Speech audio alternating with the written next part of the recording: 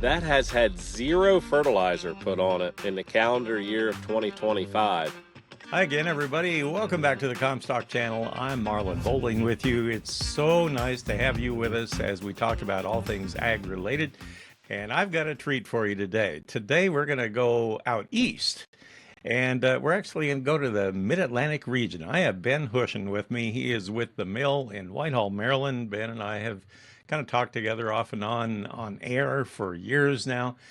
And I thought it was going to be intriguing because we know the corn and soybean planting is getting well underway in the majority of the Corn Belt, in the Three I states especially, but kind of all over the place.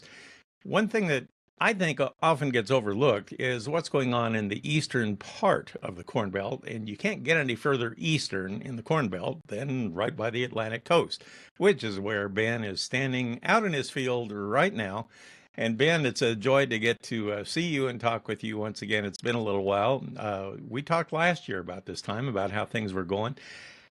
Where are you standing? Now, we're going to be talking about corn planting, I take it right now, but it doesn't look like you're standing in a cornfield. What the heck? Hello, Marlin. It is great to see you and hear your voice. And you're right. I'm standing in a cornfield, which folks that are watching this are going, the heck you are. You're standing in a barley field. Pretty common in the Mid-Atlantic. Pretty common in the Mid-Atlantic for cover crop to be put down. What is not always common is letting that cover crop go to head or go for a long period of time. There's really a couple different ways folks do it. And to back up, the cover crop program in Maryland requires you, if you choose to be in it, they'll pay you, but you must let that grow until March 1st. Obviously, we're standing in a field that was let go a lot longer than March 1st. A lot of growers like to let this crop grow and literally plant through it whenever they're ready to. Now, this year, planting was delayed probably 2 weeks due to cold weather. In fact, Marlon, I just checked this morning, the 28th of April, and we're still only at a soil temperature of about 54 degrees when I take last night's temperature and this morning's 38-degree temperature and average the two of them together. So corn planting got started probably 10 days ago, got real serious about a week ago or 5-6 days ago. We had a perfect quarter inch of rain come through here Saturday night. Folks I talked to this morning said that held them up for maybe half a day because we're so dry. Again, folks that are watching this might say, well, how can you be so dry when the crops look pretty good behind you and have gotten this far? But we've been on a trend really since probably August of last year where our normal rainfall, we're getting about half of that. And in fact, here we are, the 28th of April. I'm excited we had a quarter inch of rain. That still doesn't bring us up to our average for this area is 4 inches in the month of April. We still haven't hit 2, and there's really none in the forecast until the very end of this week. So we're not bone dry. We're awfully glad that, again, it's part of the reason no-till is pretty common in this area. But again, planting into barley this tall is not necessarily normal and common, but it is not abnormal either. There's a pretty good percentage of folks that do this. Ben, I have to tell you, to me, coming from the arid Central Plains in Kansas, where I grew up, to see what you're doing, planting corn into that standing crop like that, it's mind-bending to me because we were so short on moisture all the time. What is your average rainfall there? How do you get by with that? So average rainfall in this area during the growing season is somewhere in that 35 inch, 40 inches of rain. So way different, Marlon, than where your background was, certainly. And actually, most farmers, again, even though I'm a certified crop advisor, I learn more from farmers than they learn from me, I believe. And they'll tell me by letting this stand, they're obviously creating shade and they're keeping the moisture here. They're keeping roots alive. in the soil, and that's one of the big goals, is to try to keep roots alive if possible 12 months a year. So by not killing this the first week of March, they keep those live roots, keep the soil microbes alive and well fed in the soil until, again, we're talking here on a Monday morning. This field was planted Saturday. And for the viewers, I did send in some video that Marlin's going to show, showing the live planting. Not that it's a big deal. Would be fine to plant into this, would be fine to plant into a week later. But a lot of growers tell us the greener it is, the easier it is to plant into. And again, it depends on your planting setup. Depends on whether you have trash wheels, etc. A lot of variability to that. As we look at the video that you had sent in, and by the way, kudos for sending this video in over the weekend there. That helps a lot to visualize everything. So they're out there planting in this standing crop that's almost headed out, basically. And the first thing in my mind, Ben, is as we look at that is, doesn't that use up all the fertilizer in the ground? That's a great question. Well, actually, if you take a look at that video, that has had zero fertilizer put on it in the calendar year of 2025. So when you look at how green that crop is, it tells me that it has been able to find 25, 30, maybe 40 units of nitrogen out of the soil, and certainly phosphorus and potassium.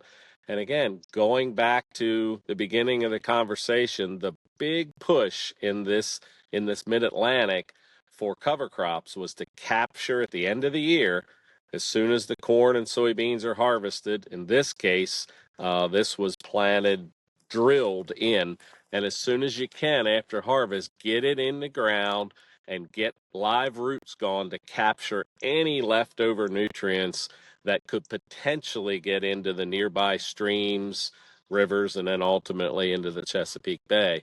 So what's happening is this crop that you see has maintained and has obviously scavenged a fair amount of nitrogen out of the soil and has brought it back up to the surface, up into the plant.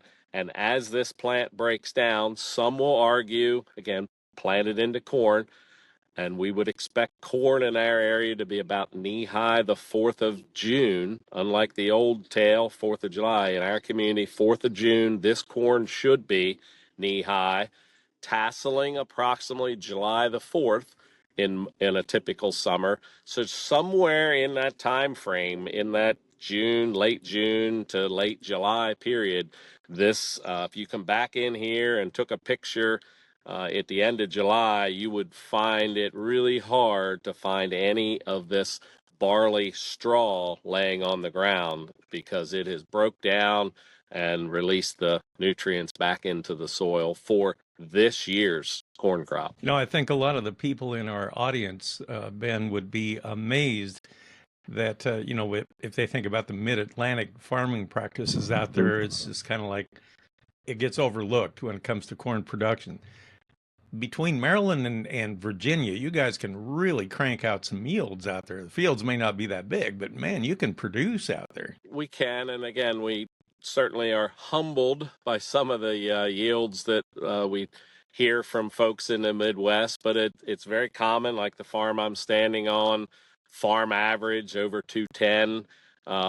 Very typical. We work with a lot of growers, and again, not 100% of them do this that I've just described. Majority of them are doing a cover crop of some sort, but again, some of them will race out on March 1st to kill that off because fear of slugs and other insects, etc. And also the fear that the moisture is going to end up in the crop that is this cover crop and not be available in the soil. But in our area, it's very common. We've got a lot of farm averages in that 230, 240, and in a good year, we'll see some farm averages, not the whole operation, but 200-300 acre farm averages that'll be north of 250 bushel. Now, you're also in a unique position because you referred to it earlier. You have a lot of regulations related to the nearby Chesapeake Bay, and that kind of dominates what the farmers have to do for practices around there, right? It does. And Marlon, what it's done, honestly, is made us all better, I would say. Probably shouldn't state that on a call something like this because we don't want more regulation. But what happened? What the farmers in Maryland and some of the folks now in Pennsylvania, Virginia are adapting to, uh, give them their goals, give them their limits, and they'll figure out how to do it in a better way. So in the mid 90s, Maryland launched the Maryland Nutrient Management Law. So what that's the simplified version. It's multiple pages thick, as you can imagine, but the simplified version is no nitrogen or phosphorus after November 15th.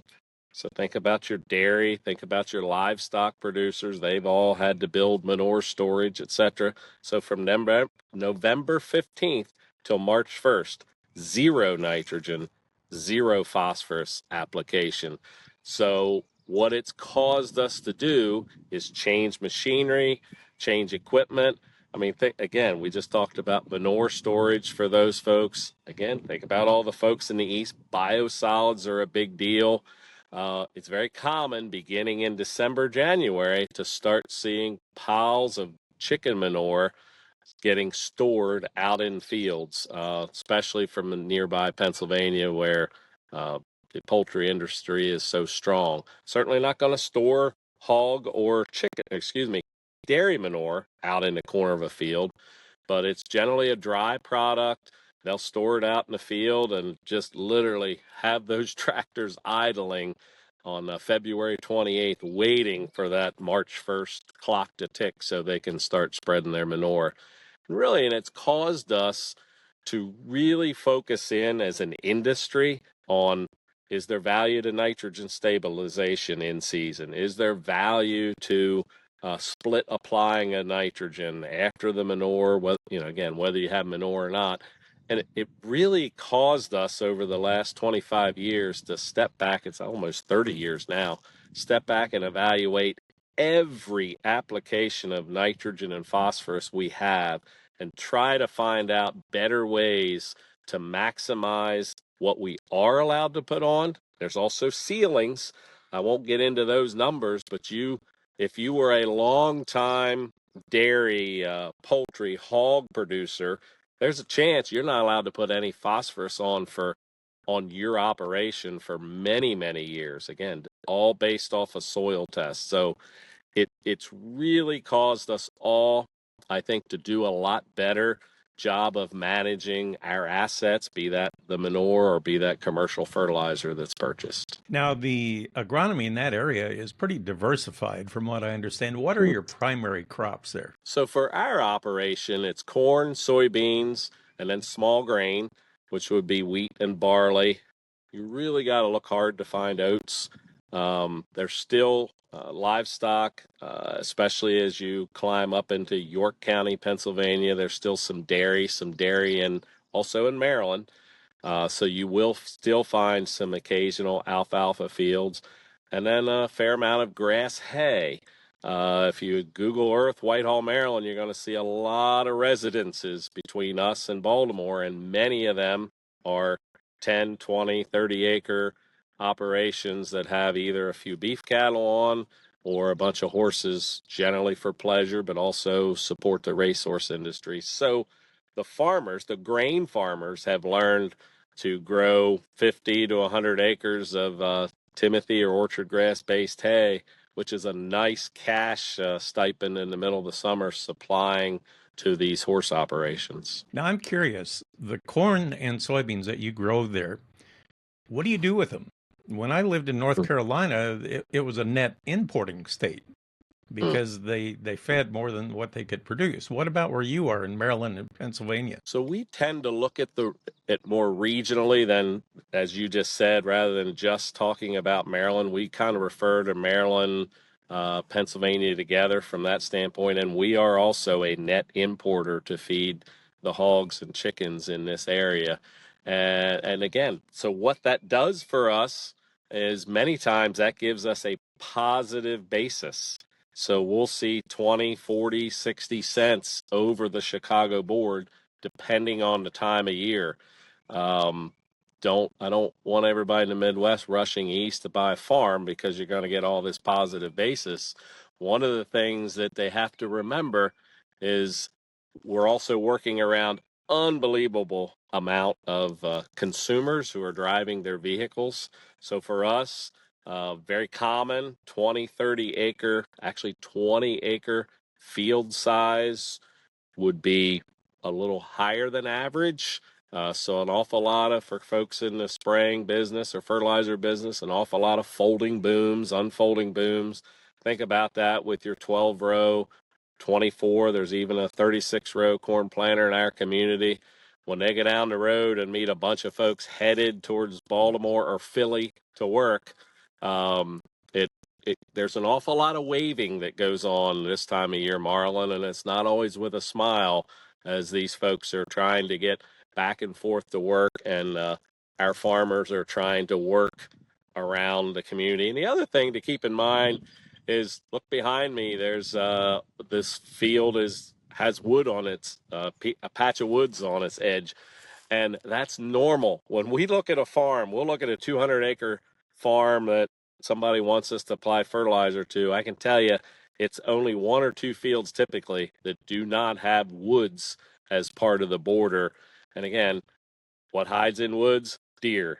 White-tailed deer come out, and they'll take out the first 5, 6, 8, 10, 12 rows of corn, pretty much cut production and on that down in half. But again, it's all part of the reason that we are corn deficient in this area is all the things that we need to work around. Well, a lifetime ago, Ben, I used to do what they called AO work, aerial observer work for ASCS before it became its current self. But this is back in the 80s. But I remember measuring off of aerial slides, and when you had trees on a border of a field like that, it really threw off the acreage looking at it from a mile high when they took the photographs. You had to somehow estimate, there was some crop under the canopy of the trees too. And that makes things really tricky as far as calculating acreage, and especially if your fields aren't that big to begin with. Uh, it also makes it tricky to mix your chemicals because your acreage may not be what it appears to be. It does. And Marlin, probably the biggest challenge that farmers will run into is the landowner. The landowner has inherited it from his family, and many times, and I'm talking about folks who own the land, they're working elsewhere and renting it out to farmers, so they know what they have based on the maps.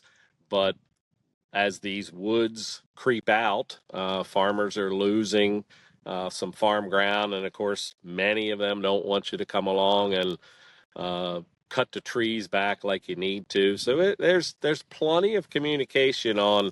Listen, on your 100 acres that I'm renting from you, I'm only really harvesting 93 acres, 95 acres, something like that, and land rent somewhere around $250, $300. It ends up being a point of discussion on a regular basis. And then permission. Can hunters come in and help thin the deer herd, et cetera?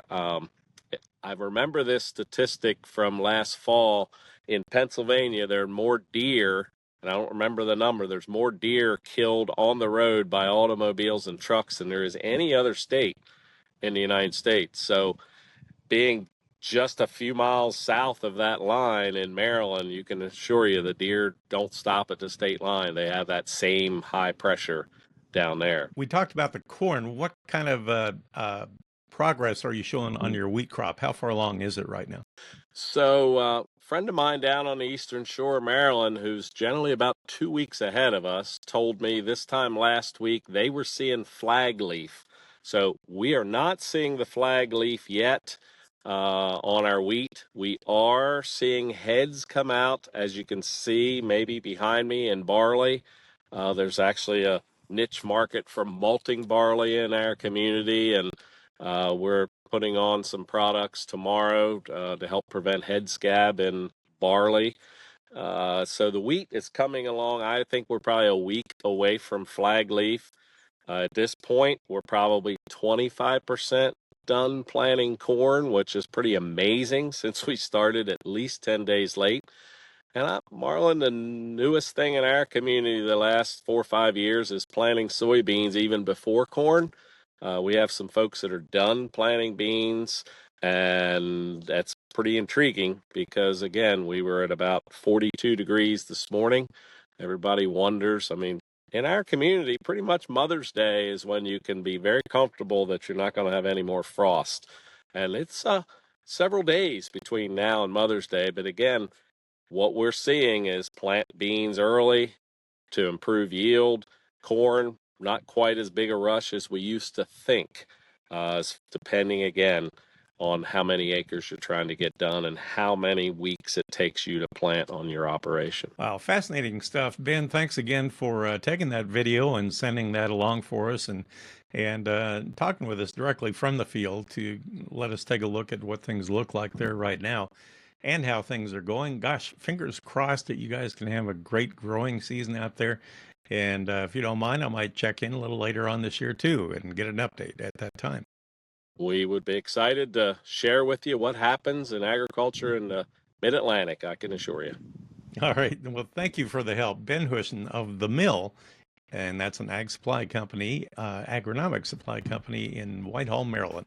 That'll do it for this episode. Thank you for joining us. For producer Breanne Jenkins, I'm Marlin Bohling. We'll catch you next time right here on the Comstock Channel. Futures trading involves risk. The risk of loss in trading futures and or options is substantial, and each investor and or trader must consider whether this is a suitable investment. Past performance is not indicative of future results.